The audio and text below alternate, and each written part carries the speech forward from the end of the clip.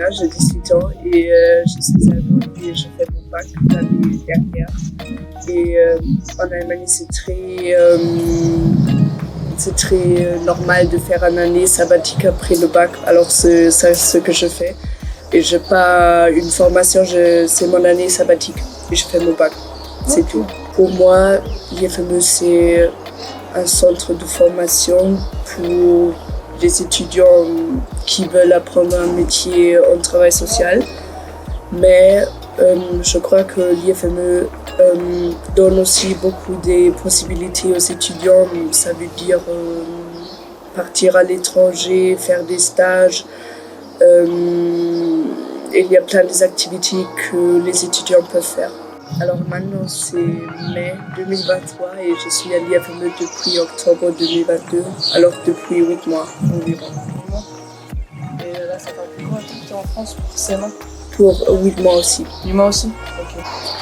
Je travaillais sur l'international avec Elisabeth et Agathe. Et j'ai aussi travaillé sur le groupe Solidarité pour améliorer les conditions de la vie étudiante pour les étudiants à l'IFME. Ouvert, agréable et engagé, parce que je trouve que les gens qui travaillent ici sont très engagés et ils aiment leur métier et ce qu'ils font. Alors, si on fait le corps européen de solidarité, il y a plein d'offres partout. Et alors, d'abord, je choisis la France parce que je voulais partir en France. Et l'IFME, tout d'abord, la raison était parce que c'était dans le sud et je voulais partir dans le sud.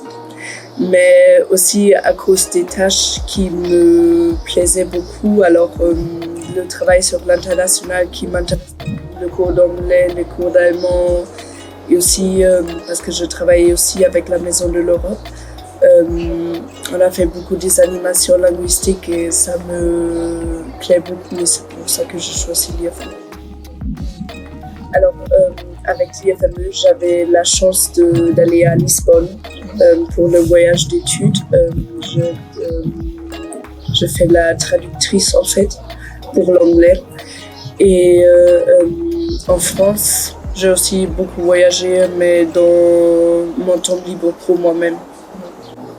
Alors j'ai appris déjà le français en école pour 5 ans et j'ai fait mon bac en oral en français et c'était pas mal. Alors j'avais déjà un niveau B1, B2, mais c'était quand même, le début était difficile à cause du accent, à cause de la vitesse. Mais après on s'adapte et on apprend le français si on habite en France, c'est sûr. Je déteste le subjonctif. Et oui, mais je crois que c'est la seule chose. J'adore le français et la prononciation et comment la langue vive. En fait, j'aime bien le français. Pas vraiment, mais j'adore la maison carrée parce que je trouve l'architecture très belle. Oui, alors la feria, c'était la première fois que j'ai vu une fête au centre-ville comme ça. Et j'étais étonnée par le monde qui était présent et voilà, comme les gens font la fête. Et c'est très très intéressant à voir la culture comme ça. Alors j'adore les boulangeries en France et j'adore les pains au chocolat. Et c'est peut-être un peu bizarre, mais j'adore le sandwich de Paul à la gare. Non, je crois pas, mais j'ai aimé Toulouse et Bordeaux. Il n'y a pas une anecdote où je dirais c'était la meilleure, la pire. J'avais le Covid en novembre, c'était un peu difficile parce que j'étais seule et j'avais pas encore des colocataires, des colocatrices et c'était aussi la première fois que j'habite seule, alors c'était un peu compliqué. Et aussi le début, c'est aussi un peu drôle, j'ai une machine à laver et elle n'a pas fonctionné et l'eau était partout dans mon appartement. Ouais, mais il y avait un technicien qui est venu heureusement, après. Alors, j'ai jamais visité le nord de la France. J'étais à Paris et dans le sud, mais pas dans le nord. Et j'aimerais aussi voir la Côte d'Azur parce que je ne l'ai pas vraiment vue. D'abord, avant je suis partie, je ne savais pas que voyager, ça me rend tellement heureuse. Et